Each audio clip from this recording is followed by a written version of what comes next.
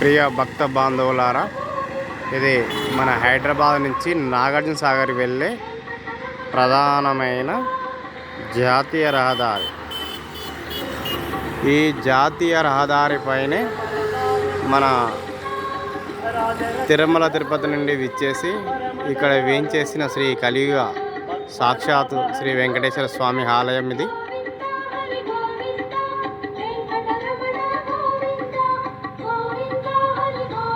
ఇప్పుడు మనము శ్రీ కలియుగ హరిహర క్షేత్రం, అది వచ్చేసి రాజగోపురం.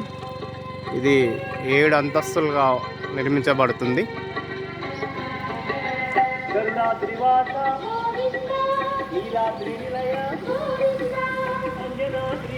ఇక్కడ విశేషం ఏంటంటే ఒకే చోట హరిహరులను నెలకొల్పడం జరిగింది.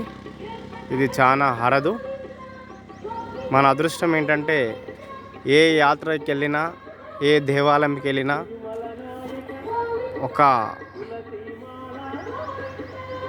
వెంకటేశ్వర స్వామి శివాలయము ఉంటుంది. ఇక్కడ అలా కాదు. మనం ఇప్పుడు శ్రీ కలియుగ హరిహర క్షేత్రంలోని 2వ గేట్ ద్వారా లోనికి మనం ప్రవేశించడం జరుగుతుంది. మన ముందు ఇక్కడ ఎదురుగా ఉన్నది శివాలయం. ఇక్కడ ఉన్నది శ్రీ కలియుగ వెంకటేశ్వర స్వామి 5 స్టెప్లో ఉంటారు.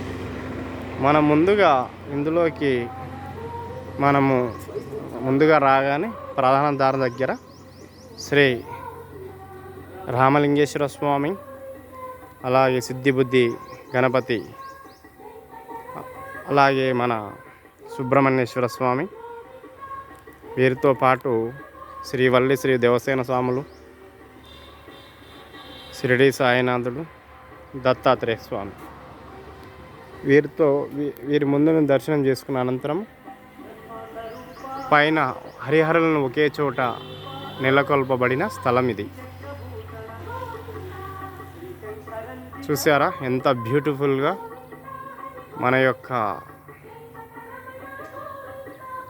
ఉరుకుల పరుగుల జీవితంలో ప్రతినిత్యము మనము ఏదో మనశ్శాంతి కోల్పోయిన క్షణాలలో ఈ ఆలయంకి విచ్చేసిన తక్షణమే ఆ భగవంతుడు మనకు తిరిగి అన్ని రకాల శక్తి సామర్థ్యాలను ఇచ్చుటే కాక మన కోరికలను కూడా వెమ్మటే తీర్చే స్వామి. ఇక్కడ శ్రీవారి పాదాలండి ఇవి. ఇక్కడ శ్రీవారి పాదాలు.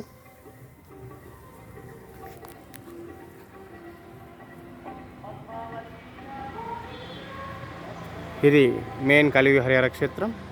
దీని పక్కనే శ్రీ రామలింగేశ్వర గణపతి సమేత పార్వతీదేవి ఆలయం. మనం ఇప్పుడు శ్రీ కలియుగ హరిహర క్షేత్రంలోకి ఎంటర్ అవుతున్నాం. పాదాలను దర్శించుకున్న అనంతరం ముందుగా మనకి ఇక్కడ శ్రీ వరాహి అమ్మవారు దర్శనమిస్తారు. ఇక్కడ ఈ అమ్మవారిని దర్శనం చేసుకున్న అనంతరం మనము పైకి వెళ్ళాలి.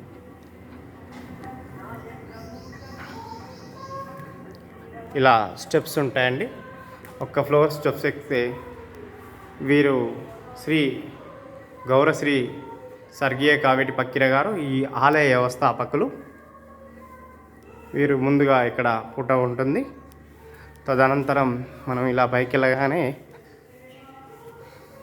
ఇది పైకి వెళ్ళే దారి, అది కిందికి వెళ్ళే దారి. ఇక్కడ మనకు ముందుగా విశ్వస్వేన స్వామివారు దర్శనమిస్తారు. తదనంతరం ఇది స్వామివారి రాజగోపురం. మనం ఇప్పుడు ఇలా వెళ్తూ ఉంటాం.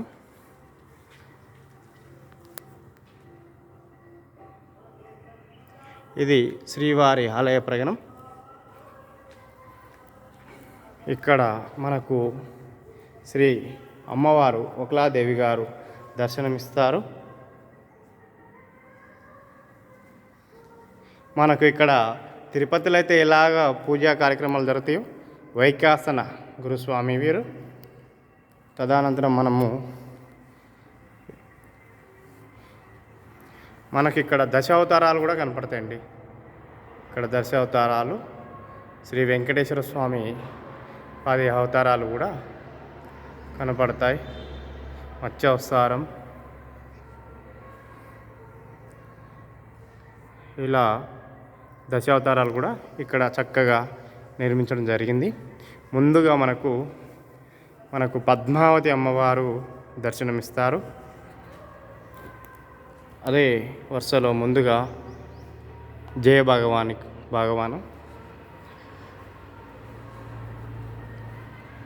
విజయ భగవాన్ స్వామి, ఇక్కడ శ్రీ గోదాదేవి అమ్మవారు. శ్రీవారికి ఇరువైపులా పద్మావతి గోదాదేవి ఉంటారు. ఇది శ్రీ వెంకటేశ్వర స్వామి యొక్క ప్రధాన ద్వారం.